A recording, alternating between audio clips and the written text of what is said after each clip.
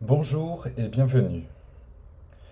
Dans l'émission précédente, j'ai proposé une brève introduction de Wir am Feiertage das Feld zu Seine, comme lorsqu'au jour de fête. Ce fameux poème composé par Friedrich Hölderlin en 1800.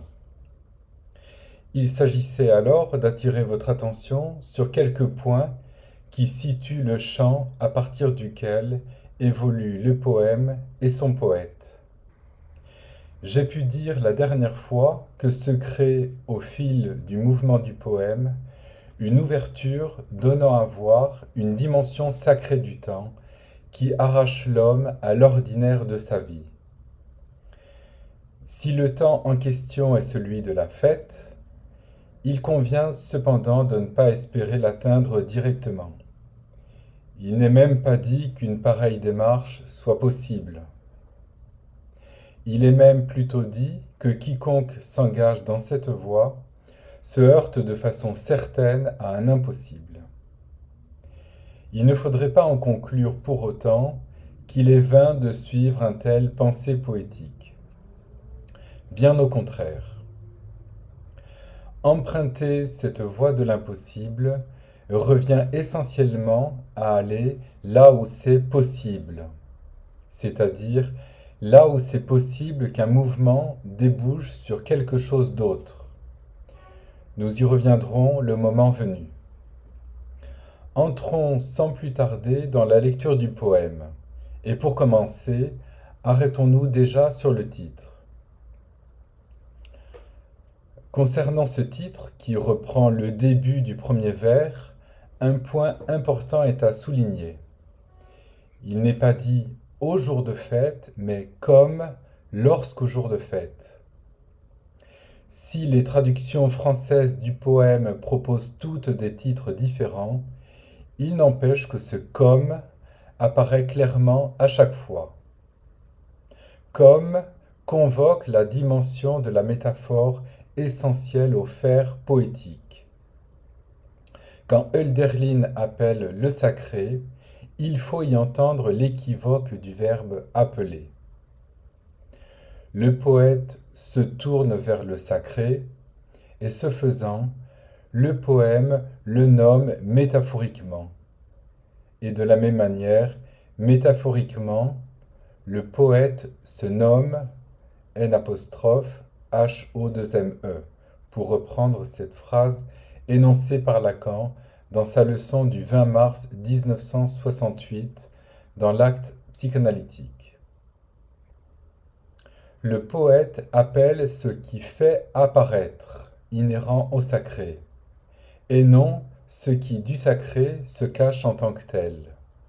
D'où la voix du comme, qui ne porte pas tant sur ce qui demeure caché, on pourrait dire un objet à représenter, que sur un certain mode d'apparition de l'apparaître. Ainsi, il s'agit de montrer l'essence de l'apparaître, de montrer la présentabilité de l'absence dans la représentation signifiante. Le moins qu'on puisse dire, c'est que dans le poème au sens large de Hölderlin, apparaît l'apparaître absent dans un mouvement de renversement toujours soudain qui retourne le poème et son poète, comme nous le verrons par la suite. Voilà ce que je tenais à dire concernant le titre qui d'emblée donne une indication cruciale. Je propose maintenant de parcourir la première strophe qui va des vers 1 à 9. Son propos concerne la nature telle qu'elle apparaît aux hommes, c'est-à-dire ordinairement.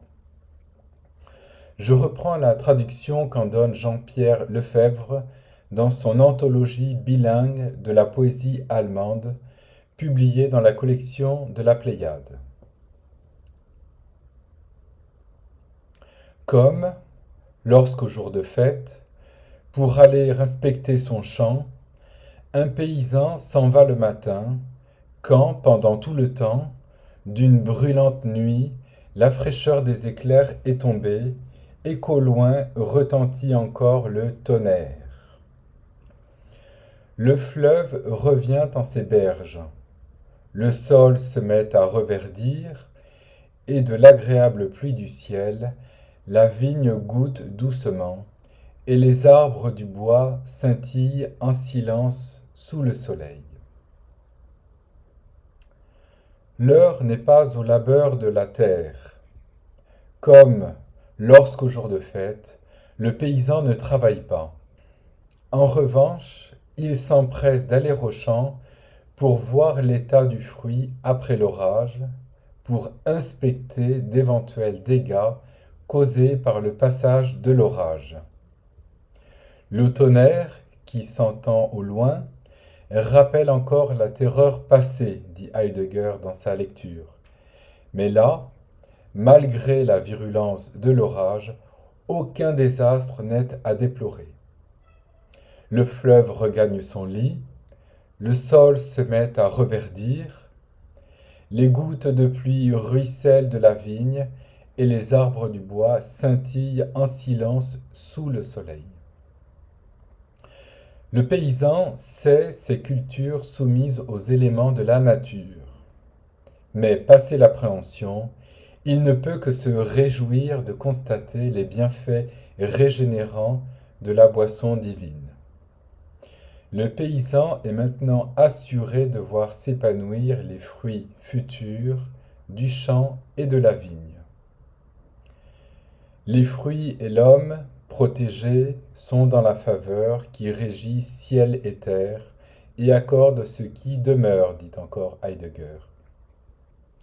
La première strophe du poème pourrait donner l'impression de décrire une scène pastorale où l'homme prend une place au sein d'une nature harmonieuse, généreuse et ordinaire. Ce tableau pourrait offrir une vision du monde romantique, le poète venant ainsi lever le voile de l'habitude. En apparence, il y a l'idée de la vie qui serait comme une fête pour qui sait s'y rendre attentif. Le poème serait ainsi chargé de traduire ou d'exprimer cette découverte d'un ordre qui serait l'ordre de la fête, par opposition à l'ordre de l'ordinaire, de l'existence profane en société vouée à l'utilité. Seulement, il n'en est rien. C'est tout autre chose qui se dit là. Dans la deuxième strophe, on se rendra bien vite compte que le terme de nature, tel que l'emploie ici Hölderlin, n'a déjà plus rien de commun avec son sens romantique. Mais déjà, dans cette strophe, nous pouvons relever un détail surprenant qui décale radicalement le poème de toute vision idéaliste ou romantique. Il est en effet frappant de voir que le poème commence alors que c'est déjà fini. Un mouvement puissant du ciel a agi et tout est déjà terminé. Il ne reste plus à l'homme qu'à espérer.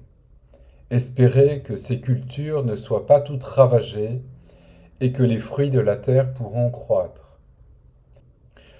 Plus précisément encore, le poème commence sur cette fin. L'orage est désormais parti. Tout ce qui viendra ensuite, à savoir le poème dans son ensemble, s'inscrira dans un mouvement, celui du langage en mouvement, celui du mouvement dans le langage. Lequel mouvement est d'emblée répétition, à partir de laquelle se montre la présentabilité de l'absence dans la représentation signifiante. Se découvre ainsi la dimension qu'on pourrait dire pas toute de la représentation et la dimension non représentable de la nature en tant qu'essence de l'apparaître. C'est ce que nous aborderons la prochaine fois avec la lecture de la deuxième strophe. Voilà pour aujourd'hui. Je vous donne rendez-vous mercredi prochain pour la suite du dialogue avec le texte psychanalytique et à dans 15 jours pour la suite de À l'écoute du pensée poétique. Au revoir.